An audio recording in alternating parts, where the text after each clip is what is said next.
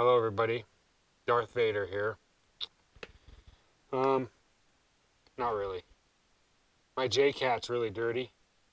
Like, look at that. It's nasty. Lava lamp. So, what's gonna happen? What? What? No, I didn't update. I haven't told anybody about your scout yet. Really? I mean, I gave it's my buddy Les. What? You want me to tell him? Can I tell? Do I have to tell him now? Can I tell him later? I'll tell him now. Okay. So, um, don't pay attention to the stuff behind me. I am gonna give you guys some updates today. That's what's gonna. Can I do it after the break? After the intro? Okay, so I'm gonna give you an update on the Scout after the intro and the update on the car and what's been going on right after this.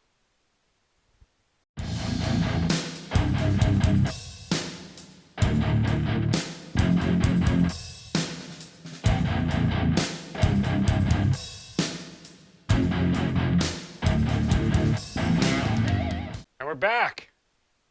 We're back. Yeah, I know. I thought it's dumb. I.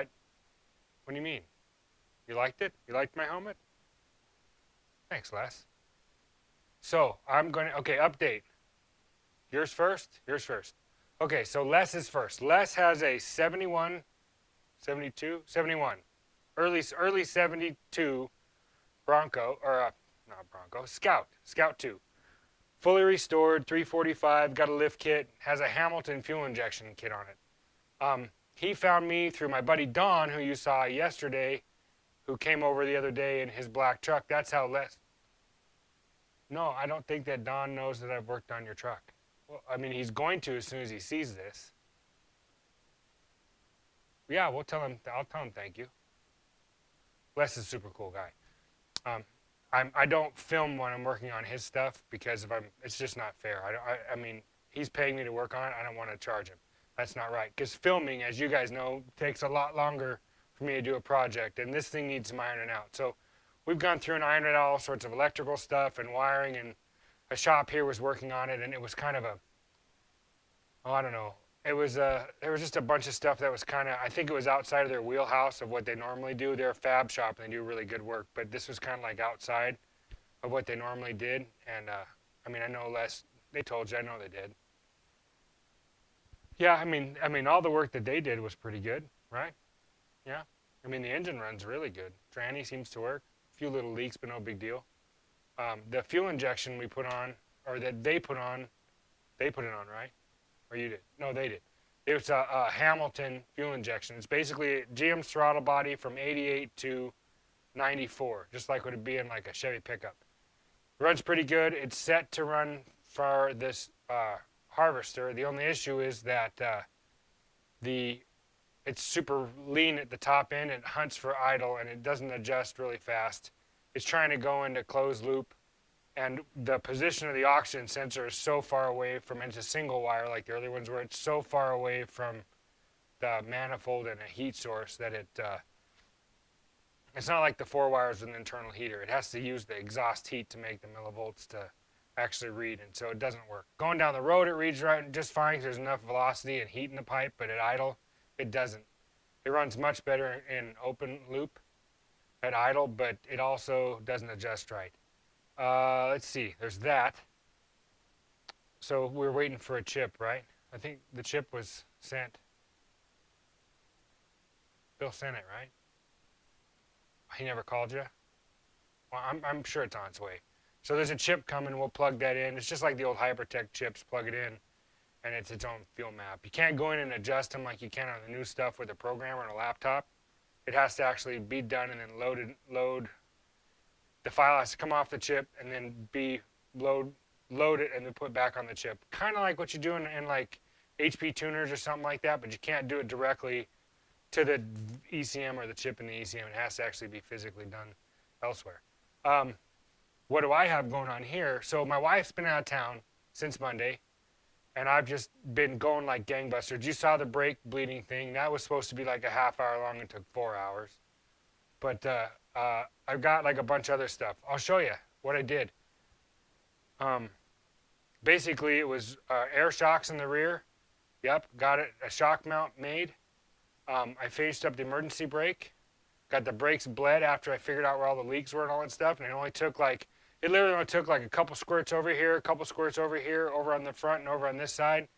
And with the cap on the master, and it was done. I didn't even bench bleed that thing. And that tool did it perfectly. I mean, the thing's amazing. If I'd had made all the lines perfect the first time and no holes, man, that's the way to do it. I want to get one of those. But we don't need to do it to yours. Yours works fine. Okay. Next, what are we going to do now? I'm going to set you up, and I'm going to shrink this thing and then walk you around so you can see what I'm looking at. Oh, what's in the box? Let's open up what's in the box. Where's my Leatherman? It's exhaust. Obviously, you can see tips, block-off plates, V-bands.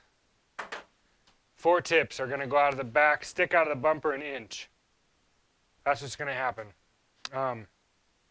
Because I just love that look. Let's open this box. This is my muffler.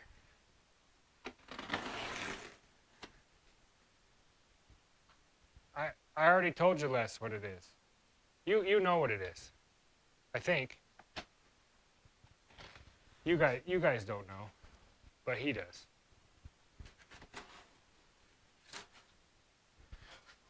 I don't think you guys got a good vantage point. Let me hold please, hold.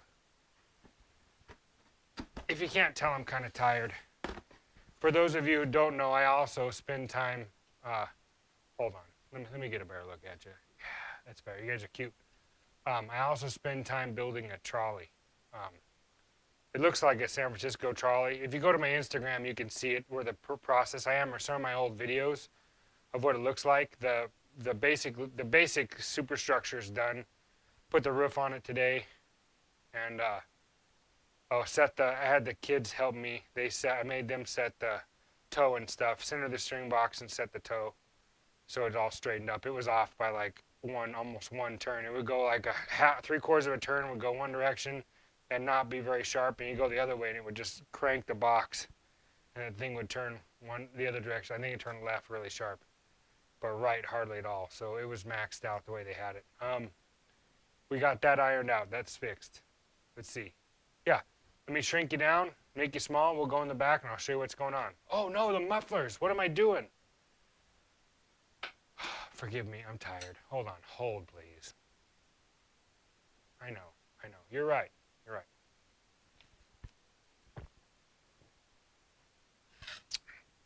What am I drinking?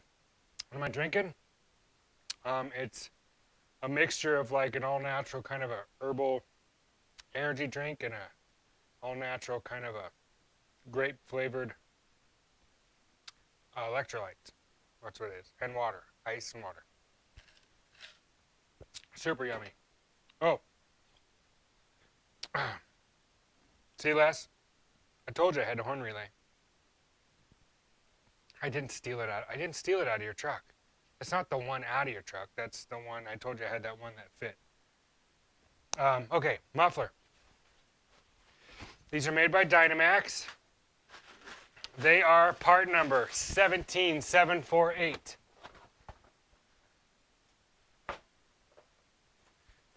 Looks like somebody opened the box for me already. Ooh, they got a scary lion on the back. Kind of looks like me. No? Okay. Hold, move. These are 2.5 in, 2.5 out. Dynamax mufflers. These are factory replacements for a 1997 Ford Ranger with a 4-liter. This would be the factory exhaust.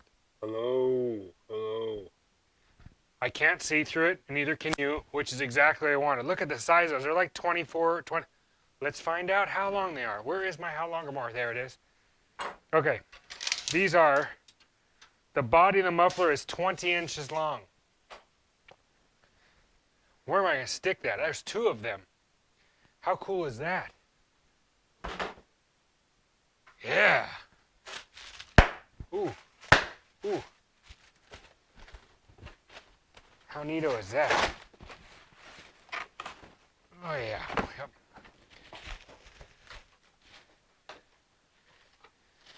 These are cheap. This is exactly what I was looking for. I was cruising Summit, eBay, everything. Looking for these, looking for mufflers that would fit this.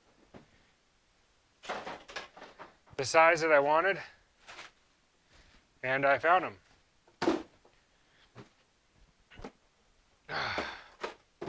Yep, I found what I wanted. Look at that. That's going to be cool. So it's going to be quiet and have 4 exhaust tips and just be super neat. Okay, let's go underneath. We're not underneath yet, but look at that really close. I think that's going to be cool. 4 pipes, 4 tips. I got to get all thread. I need to trim this up right here too. It's going to be pretty neat. 4-speed. Ooh, what's that? I'm glad you noticed. Yes, that is my roll bar in position, but I got to cut it off and lop it off. I haven't done that yet. Where did I put my skateboard on wheels that I lay on? Or creeper. Better known as a creeper. Okay, so I have a theory about shocks and suspension and stuff like that. And what I did was, they're on a 7-degree angle, and I'll explain to you why I picked that degree. Partially it is, I'll show you in the back. Let's look at the back of this. Okay, so here's where we are. I don't think you guys can see it. Hold on. Okay, see, it's 7 degrees. Vertical, 7 degrees.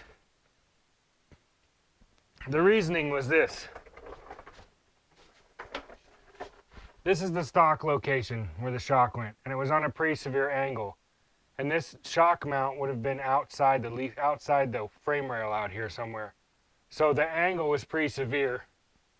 And I wanted as wide of a, since the rear end's been narrowed and this has moved in, I wanted as wide of a base for the rear as I could get. So if I'd have moved this to this location and here, or even brought it to the same angle, say a stock, it would have been in here somewhere. And that would have been like the pivot point for rocking it rotationally would have been, or torsionally would have been right here for the body. But instead I moved it out wider and consequently more vertical. If you look at like an SS Camaro, like in the 60s, they had staggered shocks, but one went like almost vertical, went this way, and the other one went the other way on the other side. But they're almost vertical for a leaf spring car, and that was for, you know, whatever they were trying to control. This will give me more of a traction help, and these air shocks will give me height for when I throw weight and stuff in the back of this. The e-brake is in. This rear end is actually centered all the way around. All the brakes are in, the emergency brakes in, the cables, all that stuff, it's adjusted, it works good. I do have to run the lines, and yes, that is aluminum fuel line there for the back. But the tips are going to come out like right here somewhere. I have some room. I made that shock bar. It's 3/16 is that bar, so like schedule 40. And then those are 1/4-inch plates that I made, and they're on the angle, but there's plenty of meat. I know the shock bushing looks funny, but that's it. And I mean, look at that. Also, those things are out of here. I'll explain it to you. Here's why. Gosh, it's a pretty day. Surfboard. Extra water bottle for showering off. Let me pick up my skateboard. Okay, here's why I'm getting rid of the Kragers. 2 reasons. One, they're steel, and stuff rusts over here, and these already had surface rust on them, and they were cleaned off at one time already.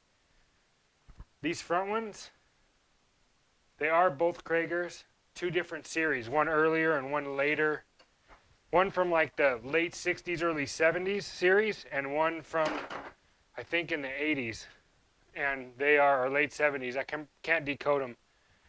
But they're both, that one's broken and also bent up, and that one is bad too. And the backside, some of the welds where they welded them to the case is bad shape. So I'm not having that. I can't have that. It's totally not safe. Um, all sorts of other stuff that I got going on. Let's see what else. There's the lava lamp. Everybody likes the lava lamp. Let's see. I got to clean up this mess. No, I know you're gonna call me when. I hope you call me when that shows up. I know I do look tired. I appreciate it. Thanks. Anyway, that's probably it for your update for today. My wife will be home tonight. I got to pick her up from the airport here late, and then I'm going to be working on this car all weekend. Tomorrow is story time. So I'm not really sure. Actually, tomorrow is Friday for me, so story time for you guys by the time that gets there. I don't know what I'm saying. Anyway, I have a good story. I have several of them, as you know. I'm just trying to think of which one's going to be the most appropriate for what I'm working on. Oh, I have one. I got it. I'll see you guys tomorrow.